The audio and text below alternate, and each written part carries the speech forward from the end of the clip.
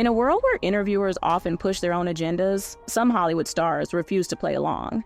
These are the moments when celebrities completely shut down loaded questions from reporters. Like the time Jerry Seinfeld was criticized for the lack of racial diversity on his show.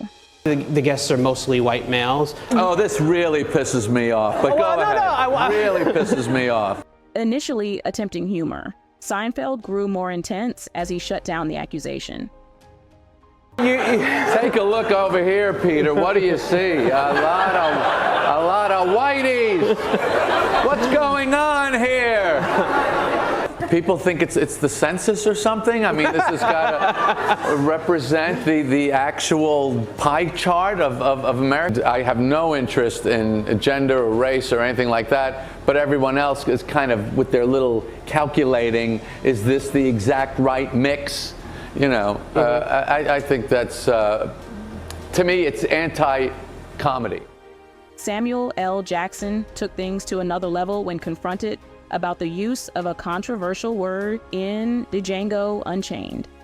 But there's been a lot of controversy surrounding the usage of the N-word in this movie, and the word would be, I don't like to say. Try it. The reporter caught off guard clearly wasn't expecting Jackson to flip the script. Denzel Washington, known for his composed responses, gave an insightful take when asked about race relations. Have race relations improved? You know, race relationships have to do with race relationships. You're white or whatever you are, I'm black or whatever I am. We're standing here talking now. That's how we get things done. You can't legislate love. The President of the United States can't legislate us into liking each other. We have to step forward and ask questions about each other and engage. Morgan Freeman similarly dismantled the concept of Black History Month in a now famous 60 Minutes interview.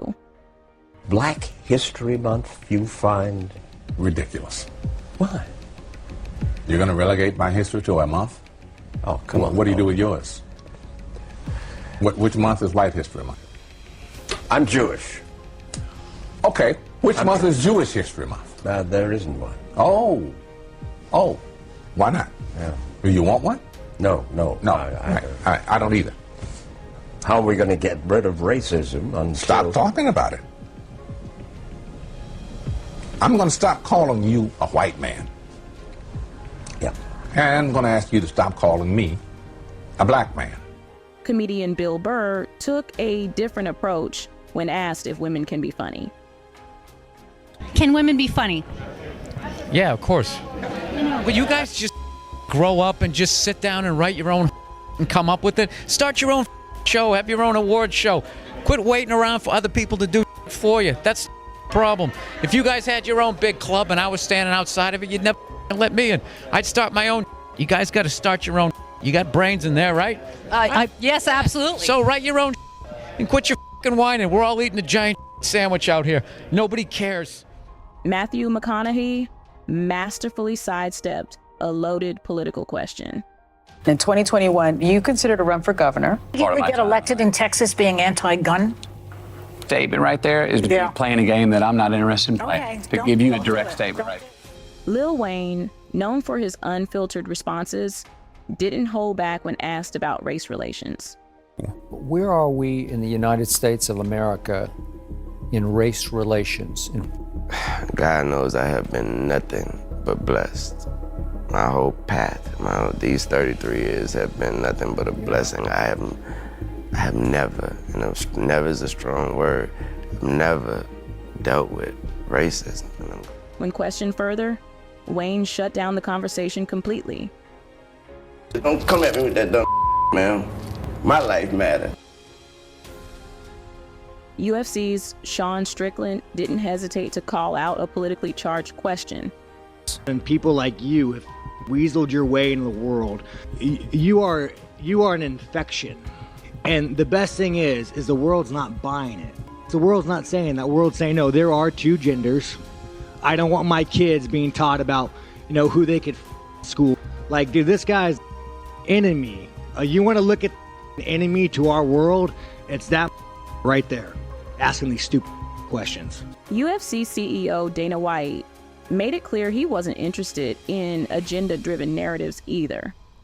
You obviously give a long leash to your fighters about, what they can say. I don't give anybody a leash. Well, I'm saying you... A leash? Free speech. Gonna control what people say? Gonna tell people what to believe? Gonna tell people... I don't tell any other human being what to say, what to think, and there's no leashes on any of them. What is your question? Ronda Rousey shut down a question about equal pay in sports with blunt honesty. Is it frustrating for you as someone who's so prominent in your sport? On the Ellen show the other day, you are the richest fighter in UFC, that sort of thing is still going on?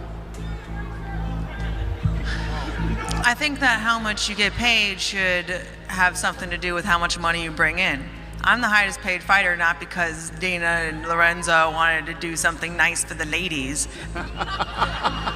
They do it because I bring in the highest numbers. They do it because I make them the most money. And I think that the money that they make should be proportionate to the money that they bring in. Kurt Russell didn't hold back when asked about gun control.